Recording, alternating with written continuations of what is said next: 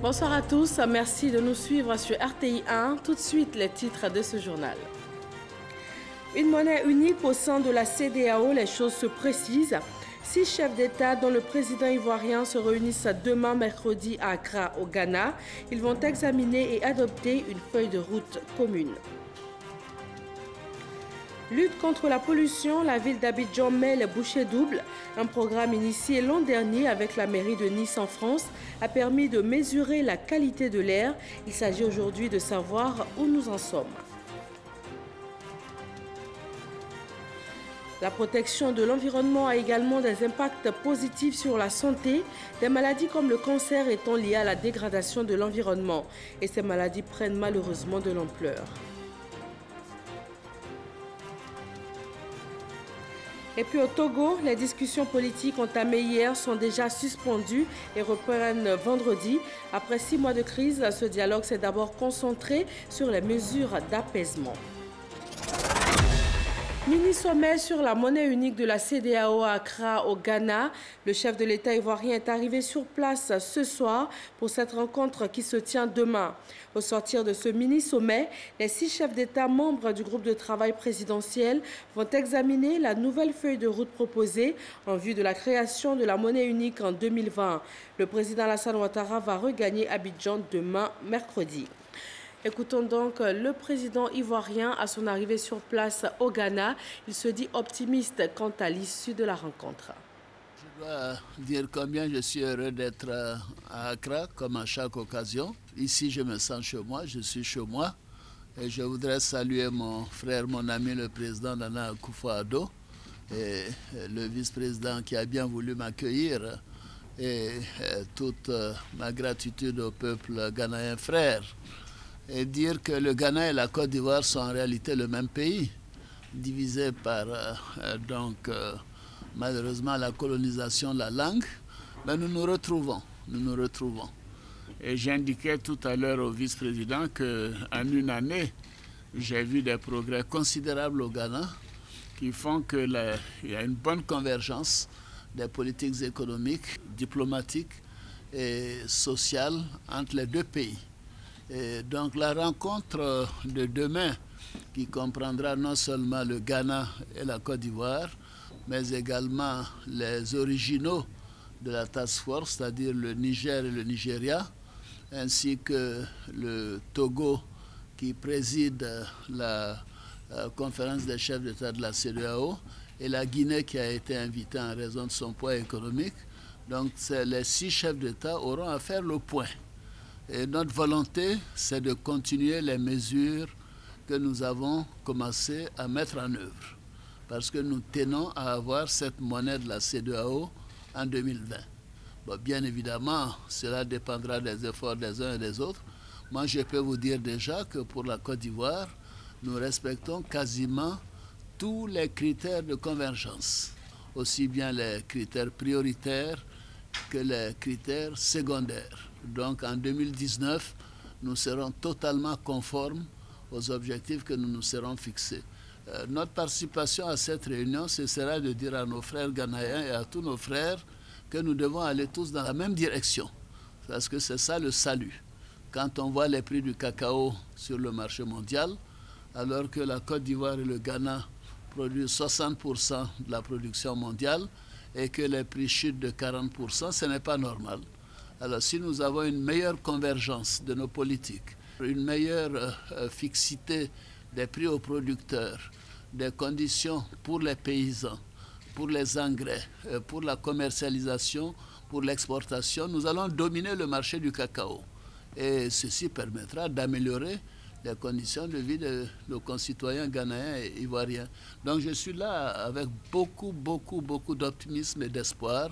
Le président Nana Akufo est mon ami, tout le monde le sait, et nous avons des politiques qui sont conformes, qui sont convergentes, et je salue Monsieur le vice-président. Je sais que nous aurons une très bonne réunion demain, et je vous en remercie. Voilà donc donner quelques avantages de cette monnaie unique. Au menu des échanges de demain, il sera principalement question d'accélérer le processus de création de la monnaie unique de la CEDEAO. Revenons sur le contexte de la rencontre africaine avec Viviane Aïma. Créée en 1975, La CEDEAO regroupe aujourd'hui 15 pays totalisant 300 millions d'habitants qui utilisent des monnaies différentes. 8 pays ont en commun le franc CFA, arrimé à l'euro. Ils sont rassemblés au sein de l'Union économique et monétaire ouest-africaine.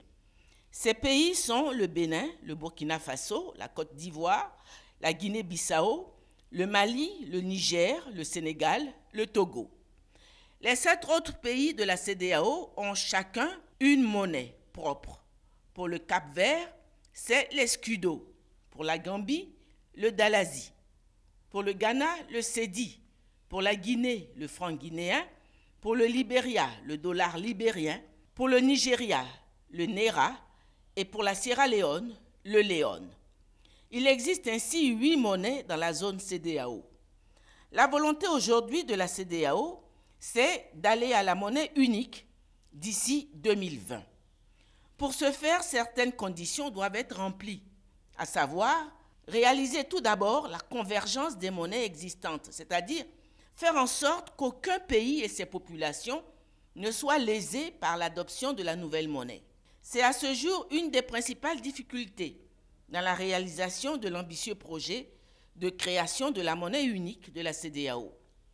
Une autre difficulté est l'inquiétude de certains pays qui ont une monnaie qui leur est propre et qui est forte, de n'avoir pas d'influence sur la monnaie commune et qui redoutent l'éventualité que les 8 pays de l'UEMOA puissent arrimer la nouvelle monnaie à l'euro. Mais au-delà de toutes ces difficultés, la création de la monnaie unique de la CEDEAO se présente aujourd'hui comme un processus irréversible. En effet, un groupe de travail présidentiel sur le programme de monnaie unique de la CEDEAO, dénommé Task Force, a été mis en place, comprenant les chefs d'État du Niger, du Ghana, de la Côte d'Ivoire, du Nigeria. La Task Force a déjà eu 4 rencontres, dont la toute dernière en date, le mardi 24 octobre 2017 à Niamey, au Niger. Ce mercredi 22 février 2018, la Task Force aura sa 5e rencontre à Accra, au Ghana. Au programme de cette rencontre, l'adoption de la nouvelle feuille de route pour aller à la monnaie unique en 2020. Le délai de 2020 sera-t-il respecté?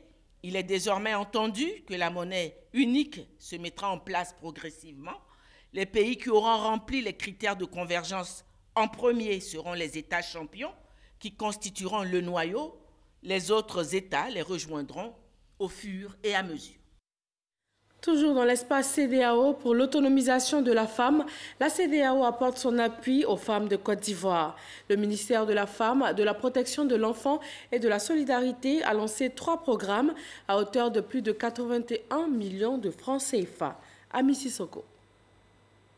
Florence est aujourd'hui docteur en immunologie. Cette réussite, elle la doit en partie à la bourse d'études de la CEDEAO qu'elle a obtenue en 2016 puis en 2017. La bourse de la CEDEAO m'a permis d'atteindre mes objectifs. Aujourd'hui, j'ai soutenu ma thèse. Cette année encore, la CEDEAO fait des heureux. Plus de 80 millions de francs CFA pour la réalisation de 3 programmes en faveur des filles et femmes de Côte d'Ivoire. Pour ce qui est du programme de bourse d'excellence, c'est un programme qui vise à aider les filles à obtenir une éducation de qualité pour aspirer à un développement durable.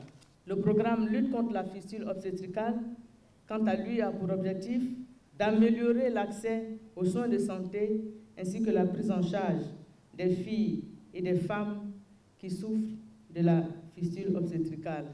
Quant au programme d'appui à la transformation, il a pour but de renforcer le pouvoir économique des femmes intervenant dans le domaine de la transformation des produits agricoles, halieutiques et artisanaux. 20 millions sont alloués aux bourses d'études, 13 millions pour 3 organisations féminines pour la transformation de leurs différents produits et 47 millions pour la prise en charge d'au moins 60 malades de la fistule.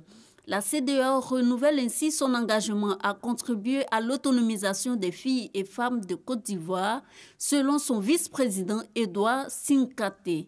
Depuis 2010, les filles et femmes de couches défavorisées bénéficient de l'appui de la CEDEAO.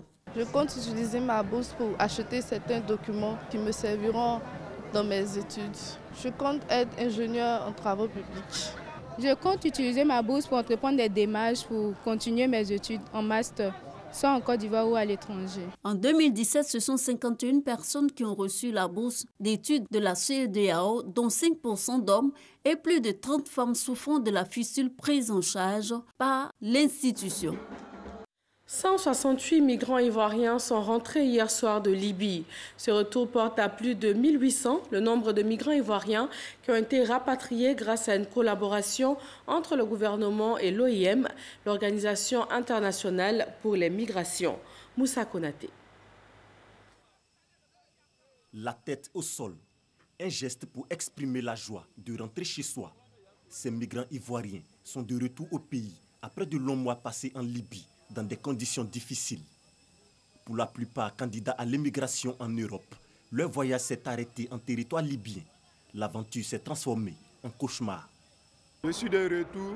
En tout cas, je salue les autorités. Je suis vraiment content. Parce que la Libye, j'étais en prison là-bas. C'était une prison pour moi où je ne voyais pas au dehors. Aujourd'hui, je me vois en liberté. Je suis très content. Je suis fier de mon pays. Je sais que moi, Soumaoro, je peux m'en sortir chez moi, il y a tout ici. Ça me fait 8 mois, les gars ne savent pas où je suis, on ne s'appelle pas. Pour avoir le téléphone pour appeler les parents, c'est un problème. On te frappe. On nous maltraite très mal là-bas où on était. Pour manger, même c'est un problème. C'est pas facile la vérité, c'est pas facile, mais ce soir, je suis très content. Je veux voir mes parents. Moi, je suis très fière de rentrer chez moi parce que j'ai trop souffert. Pendant les 2 ans, prison sur prison, c'est comme ça qu'on nous kidnappe, on nous maltraite quoi. Nous sommes les dinars au pays libyen, mais franchement, je remercie notre président parce qu'il nous a fait ramener chez nous. Donc que le Seigneur le bénisse. Ils sont au nombre de 168, dont une cinquantaine de femmes heureuses de retrouver leur famille. Leur rapatriement est facilité par une action conjointe de l'État ivoirien, de l'Union européenne et de l'Organisation internationale pour les migrations. L'OIM qui a accès à des centres de détention en Libye a la possibilité donc de contacter les ambassades pour ceux qui souhaitent rentrer au pays. Donc il y a tout le côté qui est fait en Libye, ensuite l'organisation du vol, les logistiques, etc. Et puis ici nous faisons l'accueil ensemble avec le gouvernement, donc il y a tout ce qui est déjà mesures de protection immédiate. Le vol que nous avons dû prendre environ 70 personnes dans la ville de Zouara, dans un petit porteur, les ramener vers la ville de Tripoli, pour ensuite les mettre sur un gros porteur avec d'autres personnes qui attendaient déjà à Tripoli pour envoyer toutes ces 168 personnes ici. La difficulté, c'est le déplacement et puis l'accessibilité de certaines zones. Vous savez aussi que notre ambassade, bien qu'étant délocalisée en Tunisie, fait un travail extraordinaire aux côtés de nos partenaires. À ce jour, plus de 1800 migrants ivoiriens sont rentrés au pays sur les 7052 dénombrés en Libye par l'Organisation internationale pour les migrations. Les actions se poursuivent pour le retour d'autres personnes. Et près de 450 migrants ont été secourus hier lundi au large des côtes libyennes. Ils se trouvaient à bord de 2 bateaux pneumatiques en panne et dérivaient au large des côtes ouest selon la marine libyenne. C'était en 2015, un jeune Ivoirien âgé de 10 ans avait été découvert dans une valise pour passer la frontière sud de l'Europe. L'affaire vient de connaître un dénouement heureux. L'enfant est autorisé à vivre en Espagne avec sa famille et son père a été condamné à une faible amende. Promotion et protection des droits de l'homme, l'Agence des États-Unis pour le développement international investit plus de 200 millions de nos francs. Il est question d'informer et d'instruire les magistrats, avocats, officiers de police judiciaire et journalistes afin de les amener à mieux s'approprier les mécanismes de protection des droits humains. Amadou Ouattara. Les agents de la société civile des droits de l'homme qui rencontrent des problèmes de sécurité. Dans la recherche de la vérité, on a certains qui nous ont dit que bon, ils sont souvent interpellés ou bien ils ont des appels anonymes, des menaces parce qu'ils veulent trop fouiller dans certaines choses. Donc il y a des difficultés même si ce n'est pas dit officiellement. Des réalités auxquelles veut faire face le PRODEF, projet de promotion et protection des défenseurs des droits de l'homme en Côte d'Ivoire. Il est exécuté à Abidjan et dans 9 villes de l'intérieur du pays. Ce programme a permis de former plus de 300 personnes après 16 mois d'activité. Ce sont des magistrats, avocats, officiers de police judiciaire, défenseurs des droits de l'homme et des journalistes. Entre autres objectifs, Le PRODEF vise à amener les bénéficiaires à connaître les implications des instruments juridiques de protection des droits de l'homme et les amener à s'en approprier. À faire la promotion et la vulgarisation des instruments internationaux, mais en même temps de la loi ivoirienne qui a été adoptée en juin 2014 pour la défense des défenseurs des droits de l'homme. Plus de 200 millions de francs CFA investis par l'Agence des États-Unis pour le développement international, USAID, pour appuyer Avocats sans frontières France et l'Association des femmes juristes de Côte d'Ivoire. Un soutien qu'ils comptent mettre à profit. Ce combat pour les droits de l'homme n'est jamais gagné. Le droit coutumier, qui parfois est un peu en retard sur ces évolutions législatives. Il y a beaucoup à faire pour la protection des droits. Le projet de promotion et protection des défenseurs des droits de l'homme de Côte d'Ivoire a débuté en novembre 2016. Il prend fin en avril 2018. La pollution de l'environnement dans la capitale économique ivoirienne. Le district autonome d'Abidjan, en partenariat avec la mairie de Nice en France, ont installé à Abidjan des capteurs de mesure de la qualité de l'air. C'était en 2017. Un an après, une délégation d'experts venus de Nice est à Abidjan afin de faire le bilan de l'opération. Issaïo. Abidjan, à l'image des grandes capitales, est confronté à l'épineuse question de la pollution. Gaz d'échappement, fumée des pneus brûlés, fumage de poissons en plein air sont autant de dangers pour la santé de l'homme. En vue de trouver une solution durable à ce problème environnemental, le district autonome d'Abidjan sollicite la ville de Nice, avec laquelle elle est en partenariat depuis 2013. Des experts de la pollution venus de la Côte d'Azur ont installé dans la capitale économique en 2017 des capteurs de mesure de la qualité de l'air. Un an après, l'heure est au bilan. Grâce à la collaboration qui a eu lieu entre le service environnement de la ville de Nice et toutes les équipes de l'environnement d'Abidjan, nous avons pu réaliser une première étude pilote avec la pose de capteurs pour mesurer les différents polluants atmosphériques. De par des résultats qui sont extrêmement intéressants et une motivation notamment ici de toute l'équipe du gouverneur et de la partie environnement, d'essayer de voir comment nous pouvons améliorer cette convention, faire davantage de choses qui serviront à la population, à la fois sur une thématique de santé publique, mais aussi sur des thématiques économiques. Le partenariat avec Nice couvre plusieurs domaines. Le thème, la thématique qui est privilégiée, c'est donc la pollution atmosphérique. Et comme vous le savez, Abidjan, c'est une ville, je ne dirais pas beaucoup polluée, mais qui tend vers la pollution extrême. Et c'est important pour nous de trouver des solutions immédiates pour que la santé des Abidjanais soit préservée. Au dire des experts, la capitale économique peut faire mieux en matière d'assainissement de son environnement. Cela passe seulement par le changement de comportement des Ivoiriens. La protection de l'environnement est également un maillon essentiel dans le domaine médical. De nombreuses maladies sont liées à l'environnement et à la nutrition. C'est le cas du cancer, une maladie qui prend de l'ampleur. Comment se manifeste cette maladie? Comment l'éviter? C'est un reportage de Chris Diomondé et Franck Quadio. Dans le monde, plus de 8 millions de décès sont causés par les cancers selon l'Organisation mondiale de la santé OMS. Ce sont le cancer du poumon, 1,69 million de décès, du foie, 788 000 décès, de l'estomac, 754 000 décès et le cancer du sein, 571 000 décès.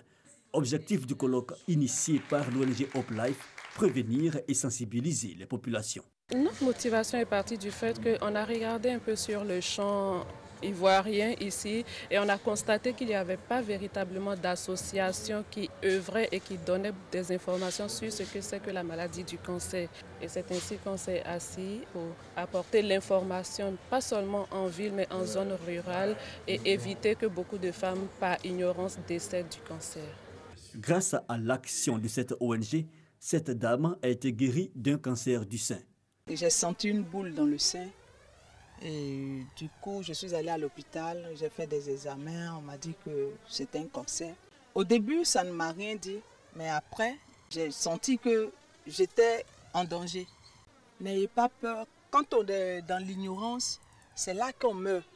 Mais quand tu es au courant de la chose, que tu te livres au médecin, au conseil, tu suis, tu fais les dépistages, on constate rapidement que tu as le mal, tu peux en guérir. En Côte d'Ivoire, ce sont 12 000 à 15 000 nouveaux cas de cancer qui sont enregistrés chaque année selon l'OMS, mais 60% des cas sont dépistés à des stades tardifs. Les raisons sont multiples. 60 à 70% des cancers sont liés à notre environnement, à notre style de vie et à l'exposition aussi à des agents biologiques et à des agents chimiques. La plupart des cancers du poumon, dans 80 à 90% des cancers du poumon sont dus au tabac. Le tabac est incriminé dans 30% des autres cancers. Cancer de la vessie, cancer de la prostate, cancer du sein, cancer utérin et j'en passe. C'est dire que le tabac est donc un poison en vente libre. Il y a par exemple la consommation de viande rouge. Excessivement peut aboutir à ce cancer que nous connaissons, le cancer colorectal. Et il y a également aussi la consommation d'alcool. Pour sauver des vies, des stratégies s'imposent. Connaître les facteurs et s'adapter à une hygiène de vie saine. Et là, le rôle des ONG est très important parce que informer, sensibiliser sur les signes d'alerte peuvent nous amener à diagnostiquer précocement ce genre de pathologie. Connaître les facteurs et s'adapter à une hygiène de vie saine. Le programme national de nutrition fait la promotion de la consommation de fruits et légumes parce que nous savons que la consommation de fruits et légumes permet également de réduire le risque d'avoir le cancer. Le cancer est une maladie caractérisée par la prolifération incontrôlée des cellules se transformant par la suite en tumeur. Il se manifeste entre autres par une plaque rouge sur les seins pour les cancers du sein et une augmentation des bourses des testicules pour le cancer des testicules. Au Togo, après 6 mois de crise, le dialogue s'est ouvert hier lundi sous facilitation ghanéenne, mais il est déjà suspendu. Les discussions politiques vont reprendre vendredi. Les avancées enregistrées pour cette première journée avec Herman Guivet. Discussions ouvertes, entamées hier lundi entre pouvoir et opposition togolaise, afin d'apaiser les esprits et tenter de trouver des solutions à la crise politique que traverse le pays. Pour cette première journée de discussion, rencontre à huis clos en présence du facilitateur, le président ghanéen Nana Akufo-Addo. En première ligne de ces échanges, les mesures d'apaisement exigées par l'opposition. Des avancées observées au terme de cette première journée, comme l'annonce Daniel Osei, facilitateur et porte-parole de la délégation ghanéenne. Une grâce présidentielle a été signée et sera publiée le 19 février. Il portera sur la libération de 45 sur les 92 personnes détenues dans les prisons du pays à la suite de leur participation aux manifestations. Le cas de 7 personnes emprisonnées à la suite des incendies de marché de 2013 et 2014 seront examinés afin que les avocats puissent plaider pour une liberté provisoire. Les autres détenus, à cause de leur participation aux manifestations, verront leur cas examinés par la justice togolaise afin de déterminer leur sort après étude du bien fondé de leur cas particulier, cas par cas. Les deux parties ont également accepté la suspension des manifestations en attente des résultats découlant de ce dialogue. Il faut savoir que 45 personnes ont déjà été libérées sur les 92 qui avaient été arrêtées. Au Mozambique, une décharge publique haute de 15 mètres s'est effondrée hier dans un quartier défavorisé de Maputo. 17 personnes au moins ont été tuées et plusieurs autres ont été blessées. L'affaissement de la décharge s'est produit dans la nuit après de fortes précipitations. 7 maisons ont été ensevelies. Michel Digré. Effondrement dans un quartier défavorisé de Maputo, la capitale du Mozambique. Une décharge publique haute de 15 mètres s'est affaissée après de fortes précipitations. 7 maisons ont été ensevelies, 17 personnes au moins tuées et plusieurs autres blessées suite au drame. Le survivant est un homme que j'ai vu ici, mais sa femme et son fils sont morts, ainsi que cette dame de cette maison et ces 4 maisons ont disparu. Nous faisons donc nos valises parce que nous avons peur de rester ici, sinon nous pourrions vivre la même chose que les autres. Certains corps ont été enlevés par la machine à chenilles. Il y a aussi des gens qui sont allés aider à enlever les corps dans la poubelle depuis tôt ce matin. nous prenons nos affaires pour aller là où le gouvernement va nous héberger. Ces fortes pluies interviennent après une longue période de sécheresse en Afrique australe, notamment au Mozambique. Les pressions foncières dans plusieurs grandes villes africaines conduisent certaines populations à occuper des terrains impropres à la construction, parfois au péril de leur vie. En Iran, l'épave d'un bimoteur écrasé dimanche avec 66 personnes à bord a été localisée. L'avion qui effectuait une liaison entre Téhéran et une ville du sud-ouest du pays s'est écrasé dans une zone montagneuse. Il était en service depuis 1993. Les forces conduites par la Turquie vont commencer dans les jours à venir le siège de la ville d'Afrin, une annonce du président Recep Tayyip Erdogan. C'est depuis janvier qu'Ankara mène une offensive dans cette ville du nord de la Syrie afin d'en déloger les Kurdes des YPG. Ici en Côte d'Ivoire, le royaume de l'Indénié a célébré sa traditionnelle fête de l'Igname. Le roi de l'Indénié a délivré à cette occasion un message de cohésion et de paix. Il a invité l'ensemble des populations à taire les velléités de division et les guerres fratricides au nom de la tradition. Eugène Atoubé. Sous un soleil de plomb, le roi de l'Indénié, Sa Majesté Nana Bouakwasi III, est accueilli par une foule en liesse, au son du kinekli, le tambour parleur. Le dispositif est déjà en place. Filles, fils, cadres et élus du royaume ndénien répondant à l'appel du régent, des invités de marque et un aréopage de hautes personnalités dont le représentant du président de la République, le ministre Pascal Kwaku Binan. Le message de Sa Majesté Nana Bouakwasi III est lu par Nana Kwaku Kwadjo II, chef du village de Zounou. C'est une invitation au fils du royaume ndénien à entretenir la culture du terroir et la valoriser.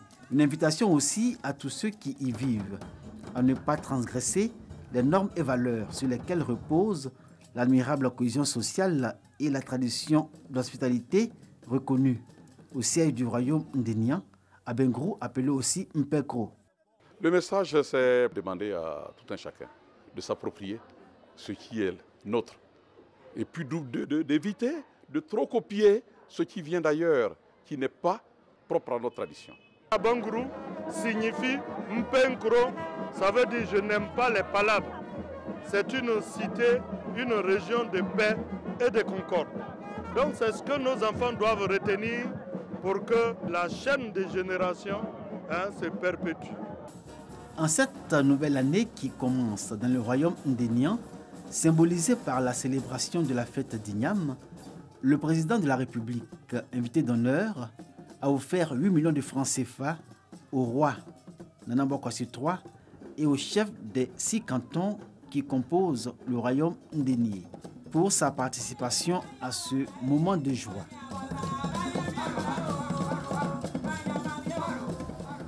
Joie qui a trouvé son prolongement hors du palais jusque dans les habitations, en ville, au village comme dans les campements et hameaux où l'on a pu consommer l'igname, tubercule à forte charge symbolique, depuis que le roi lui-même en a donné le ton, dans le respect de tous les rites comme l'exposition des tabourets sacrés et la parade des comiens, y apportant tout leur pouvoir mystique pour faire de la célébration de l'igname une fête réussie et totale. Nous avons invité nos amis à pouvoir vraiment partager le repas avec nous. Franchement, c'est la joie. Tout le monde doit se retrouver derrière le roi pour célébrer cette fête. Les femmes là vont bien préparer, tout le monde mange et le soir c'est la réjouissance.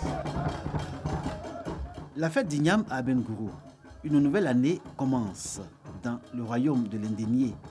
Une année porteuse d'espoir pour le peuple ndénien.